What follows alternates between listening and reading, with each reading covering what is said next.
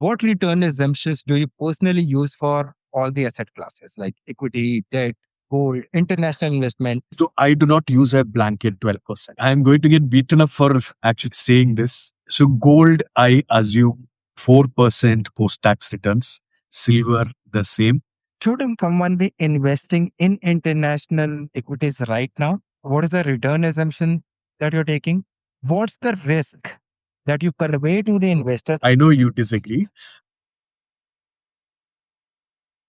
There is no retirement planning without assuming future returns. Absolutely. So, what return assumptions do you personally use for all the asset classes like equity, debt, gold, international investment, or anything else Bitcoin if you want to talk about? So I do not use a blanket 12%. I'll tell you the reason why. Thank you. Because so I do not do that. I do that to come up with a draft number when the customer suddenly says, okay, these are our assumptions, now tell me a number. So then I say, okay, draft number, this is your number. There I use 12%. But the inside calculations, it is not that. Why? There is no guarantee I'll get 12%. It is not like it is fixed in stone that Nifty will give us 12% year on year. Doesn't happen, right? And again, another thing is, this is where the behavior comes into picture. If a person is extremely risk averse, the maximum I can offer is Nifty 100 for him. And I would safely assume only 10.5% there. There could be a person a little bit more, then I would probably choose Nifty 50, a combination of Nifty 50 and Nifty next 50 in the thing I want. Maybe I'll assume 11% there. Because in the end, you still need to do an assumption somewhere, because only then a number pops up, right? I mean, I need to assume inflation. I need to assume Nifty car returns. So generally what I do is, I assume Nifty will beat inflation by at least 3.5-4%. Kripya kar do is the assumption which I make for a very conservative investor. And again, this assumption differs for me from investor to investor, depending on his or her existing investments, plus when they come to me, plus what I'm going to suggest for them based on their behavior. Some people, the lowest volatility is Nifty 100, right? I mean, I cannot offer anything more than Nifty 100 to that person. Then I can assume only 10.5%, 10%, 10.5%. उससे ज़्यादा नहीं हो सकता for that person. So it depends from person to person as well. Sorry to interject. So one question on that. So let's say you are anticipating 11% from Nifty. Are you anticipating 11% from Nifty from today till next 30, 40 years? Or are you expecting 11% for the current decade, 10% for the next? Are you reducing it also, or you're just keeping it consistent? So, yes, I assume a stepped down a return assumption, because I do not believe Nifty will keep giving me 12%. Even if 12% assumes fine now, I would say historically we have seen that as well, right? I mean, 12% abhi dega. The next decade probably we are going to get only 10% maybe. The year after that, maybe only 8%. You don't know. So I actually stepped down on the last, on the years when I do a personalized this one. And the asset allocation also changes decade by decade. Having said that, the thing is also that if equity reduces, so I think a better assumption would be, what would be my real returns, right? I mean, basically you lower down your inflation also. Inflation also at that point of time. So essentially it should come down. So the difference should not make a difference, is what I'm saying. I also think that is the right approach, because when you go on social media, what you hear, 12% for the next 30, 40 years, that's what they do. But obviously it is going to come down and your inflation will also follow the same sequence. But I'm talking from the investor's perspective. See, you're a financial advisor. When you're advising somebody, your advice is nothing if they don't agree to it or they don't believe in that. Absolutely. If you tell them that, okay, for this decade, take 11%, for the next decade, take 10%. For them, it doesn't matter because you would have lowered down the inflation also. So essentially, they would have gotten the same result. But won't they tell you or won't they think? Because they do not know about all these criticalities, nitty-gritties. So won't they ask you, hey, why are you lowering down my returns? You are not good enough. They do. So even when I give a plan, sir, last 10 years I got 13.5%. Why are you saying it is only 12%? Then I have to say that, sir, it happened. Do we want to live in fantasy or do we want to live in real life? Right. So the first statement I make to investors is that I will make you take risk only as much as I think it is required to achieve your goal. If you are looking for a wealth maximizer, I am not that. A financial advisor cannot be a wealth maximizer if he or she is doing true to her job. And there have been disagreements, and there have been places where I've lost actually customers because I kind of held on to the viewpoint that this 10% is what you will get, you might get, and that is what your retirement calculation should be based on. I've lost customers, But at least you'll sleep better, right? You did the right. but I sleep better, exactly, because my anxiety levels are. Because again, I am not in this game to completely earn money. We have done what we have done over the last 25 years. So uh, there are things which I can do. There are things which I can just walk away from, saying that if I don't completely agree with it, I mean, I can have a tolerance percentage of 20-25%, not more than that. If it is a 50-50 tolerance, I would say, sorry, I think you need a different person. I'm not saying you are right, I am right. It is just that we are not right for each other. We are not right for each other. Okay, so you talked about equity. What is the return expectation that you take for debt, gold, international investment? So debt, I take just 1% below the inflation level assumptions is what I would take, because personally I think if you take the right debt, when I say the right debt, not take credit risk too much, you're not going to beat inflation anytime, right? I mean, we have to be realistic about it.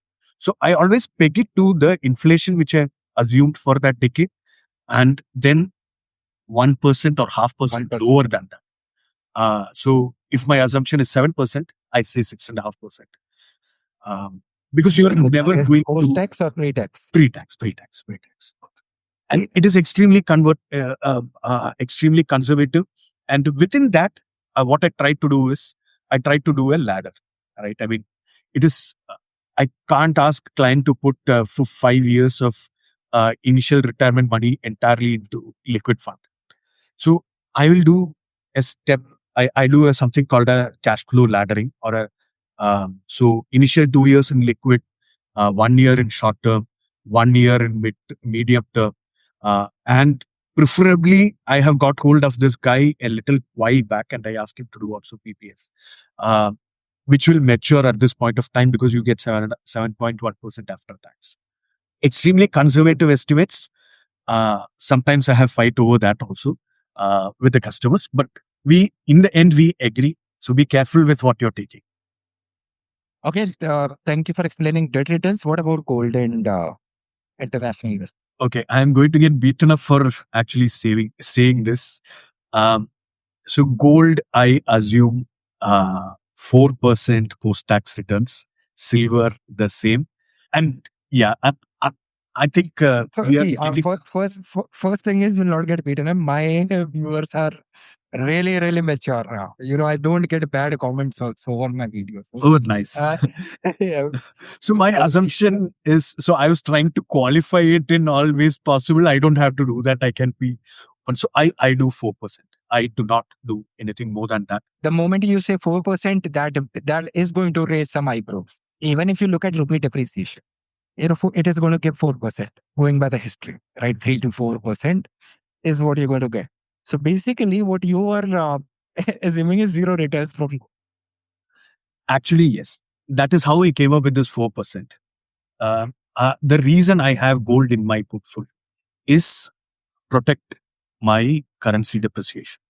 So when I assume 4%, does it mean that I will have only 4% gold in my portfolio? No, that is not what I'm saying. That is not what I'm saying. I'm saying 4% return assumption hai. The purpose of gold in my portfolio is for it to prevent rupee depreciation. उससे ज़्यादा होगा, उससे ज़्यादा मिलेगा in a decade, right? I mean, if you take it over a 10-year period, then you would get. The problem with us nowadays is if we put 12% return on the paper, people want 12% every year. Otherwise, they are not going to hold it unless it is a physical jewelry or a real estate land where they are very happy with holding, even there are zero returns. But the moment you create gold in your portfolio, gold ETF or e-gold or whatever way, if you put anything more, people are happy to sell there. People are not happy to sell their jewelry, but they're happy to sell their gold. And that is the reason why I explain to the clients that, that 7%, 8% of gold in your portfolio exists to give you currency depreciation, prevent currency depreciation. Sorry. You're assuming that people are not going to hold gold in their portfolio if it remains flat for few years. So that's the logic behind That's it. the logic behind it. And we have seen, right? I mean, you can see 2012 to No, 2016. but that is true with every asset class. That is true. If Correct. same goes for equity also, then right. I just stumbled upon a data wherein mutual fund inflows have reduced by 40% Yeah. because of all of this. Sadly. Yeah. So So that is you're right. for You're any right. asset. You're right. It can happen with any asset class. Why I take gold specifically in this aspect from a retirement planning perspective is there is again a common, this is again a feedback which I've gotten from many investors that I have jewelry, I have this one which is there at home. I'll use that. I don't need this. The biggest problem is they will not use it, right? I mean, when Indians own physical gold, it is for their kids. It is not or for short term usage where you get some money, educate the kid, then pay back that loan, and then take that physical delivery back. Or when you have lost everything. Or when you have lost everything. That is like the last resort. Somehow it brings emotion in us. Yeah, gold somehow brings emotion in us. Not as much as equity, but somehow gold brings emotion in us. And the moment emotion is involved, we take bad decisions. And to prevent those bad decisions, I think it is extremely important for me to be upfront and then say that your it's iska job is to it's easy for me to justify. See, rupee fell 4%. Gold is preventing that. It is easy for me to show. But equity, But on that, I again have question, right? So you said 7% gold, right. right? Keep around 7% gold in your portfolio with a return assumption of around 4%. Now, the way I see it, that 7% is not going to do anything in your portfolio. That's just 7%, right? Mm. So if it has to be there, right? If the goal is to protect rupee depreciation, shouldn't it be more than 20% or so? If that is the goal, because 7% is not going to do anything. Correct. So there in the 7%, I take out their physical gold which is available with them. That 7%, it does not include that. So because I personally believe people will not touch that. Whatever koi bhi advisor aake bolega, that is not going to be touched. So I'm not going to involve that in the portfolio calculations at all.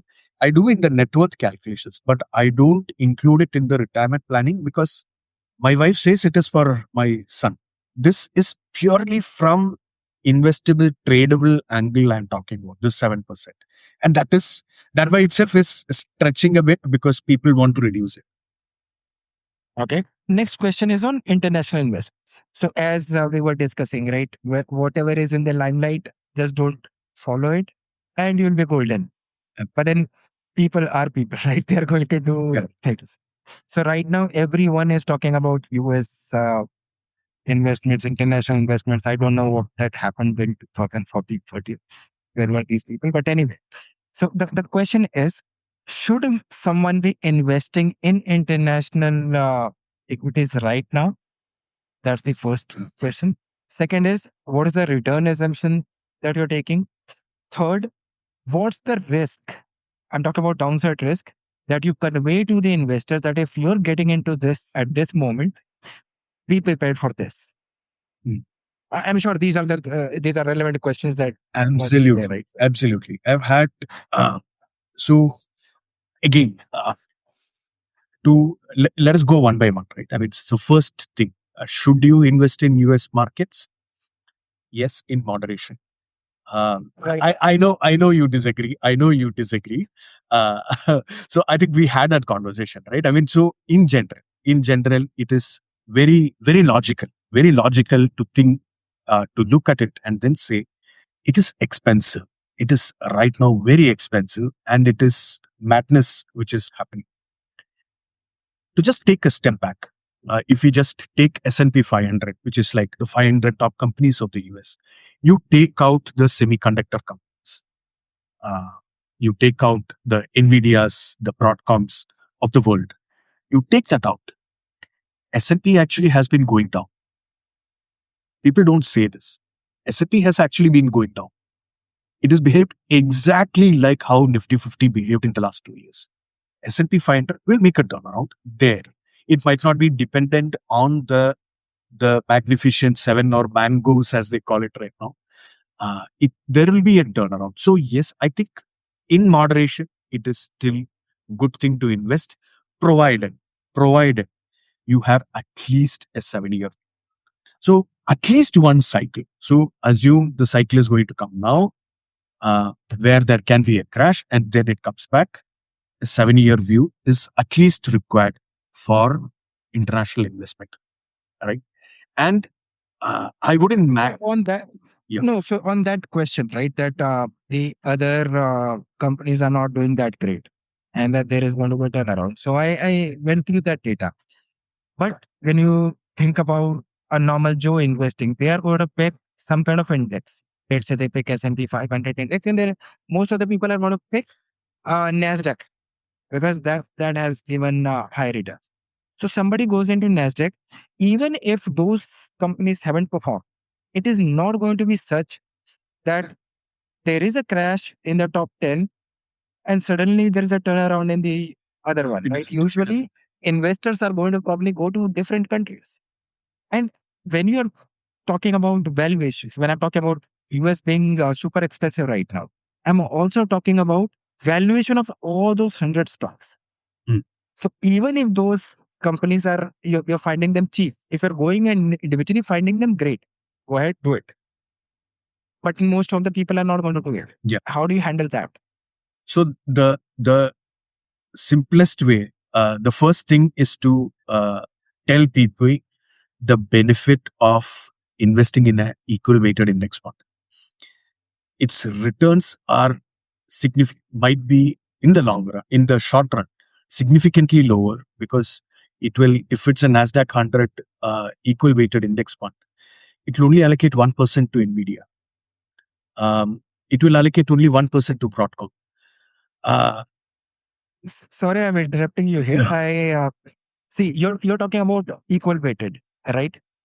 My concern here is, and that's a good strategy. Someone has to go. Someone has I to don't. go. This is the way I would suggest to. y- Yes, so great point, and I think anybody who wants to invest go through equal weighted index, and that's great because of the same reason that other companies within S&P 500 haven't performed well. But the issue is when I am dealing with investors, their sole focus is usually on returns. Correct.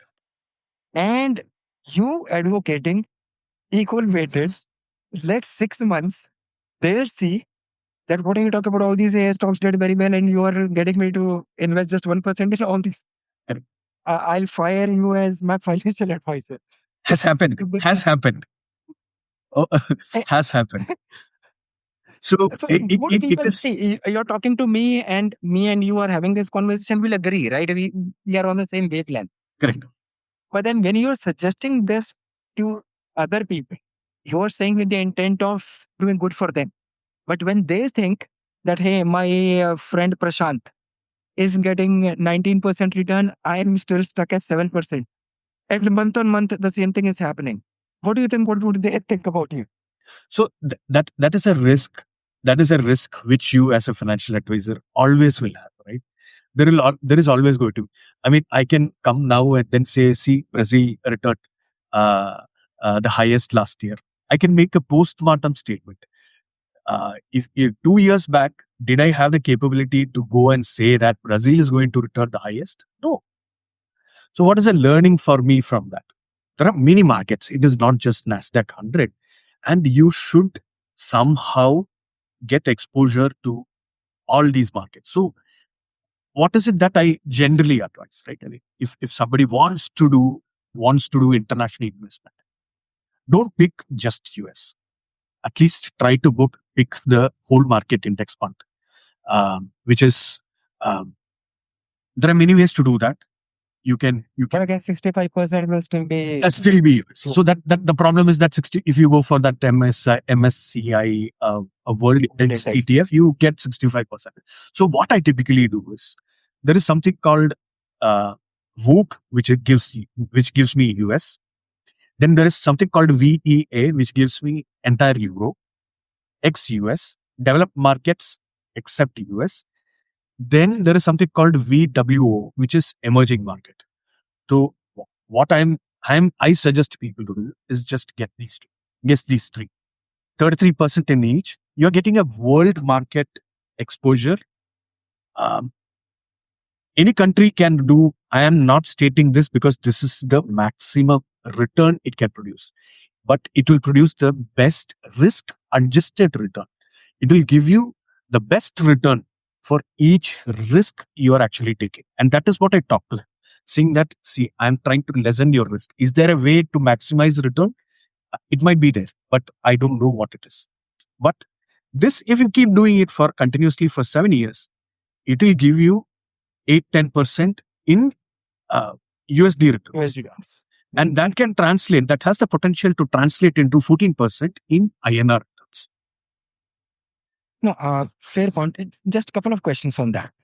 First is, I really like the idea of that equal weighted index fund. Now, the first question is there an equal weighted index fund in for NASDAQ or for S&P 500? S&P 500, it is there. I think the ticker is called RSP. I could be wrong, but there is one. No, that is fine. People will find it. But NASDAQ 100, I'll be honest with you, I'm not tested it because I no, that is fine. You don't have to give the exact ticker name. The question here is, does it exist? You're saying that for S&P 500, it does. It does. Yeah. Okay, that's a very good takeaway for our viewers. Yeah, that's one. Second question on that is, how do you invest in US? What is the most economical way? Mm. Is IPKR the only one, or there is something better? So potentially speaking, there are three ways you can do investment. Now there is NSE IXGA. IXGA platform is there, which lot of NSE has that, BSE has that. Lot of other people are also going to come up with. I think somebody named Dhan started their operations as well through IFSC, the Gift City route. But I would potentially say there is IXGA access, there is interactive brokers, and then there is Vested and Grow. These are the apps, and there are hundreds of videos which are out there studying the benefit of each of that. With most of the videos, the issue is that they're not talking about the nuances. Based on my research, BKR is good if you're investing heavily. Correct. Whereas other ones are better if your investment amount is lower. Correct. Right? Then there are this compliance risk, etc. So personally, I use Vested. Vested. Yeah. Thank you. Now, one very interesting question that came yesterday from one of my subscribers, and I had a conversation with him on this, which I really liked, which nobody is actually thinking about. What if your assets are frozen by US? Good. Foreign assets. Are people thinking about it? I doubt people are thinking about it. I mean, let me be honest. I never thought about a frozen asset in US, right? I mean, I did think about when I started the YouTube channel, my own YouTube channel. My biggest story was, what if they just banned like TikTok? So I talked about it, but I mean, from a US share market perspective, honestly speaking, I have not talked about it. I've not thought about it, and it's actually it can happen. I'm sure it has happened with Iranians. A few Iranians or Russians for that matter. So, He also mentioned Philippines or some. oh, is it? Yeah. Okay, I didn't know that. Okay, so that's a very interesting thought process. But uh, Yeah. I would say this is like a systemic risk which we cannot just get away from. And if you want to get away from, there is actually an easy way: increase your gold allocation. Uh, and say that, I don't care about the Nvidias and the Broadcoms and the other things of the world, Googles of the world. India में जो innovation हो रहा है, I'll take care of that. Nifty 500 है, it is well diversified. It will come here, and then there is gold which will give me this one. So Believe me, they'll all stop caring the moment Indian equity starts performing. that also. Yeah, the day it starts performing, then they get 40% in 1 year. Nobody will be thinking about Nvidias and the NSOs. That is true. Anyway, that was a great question. I thought that I'll bring it up here so that our viewers can also know. My answer to that was obviously it is possible, right? It is possible, but then the probability is low. Correct. And when you're investing based on your probability. Probability and possibility. And there is nothing carved in stone. Absolutely. So obviously, you'll have to take decisions on what is likely to happen, not what can happen.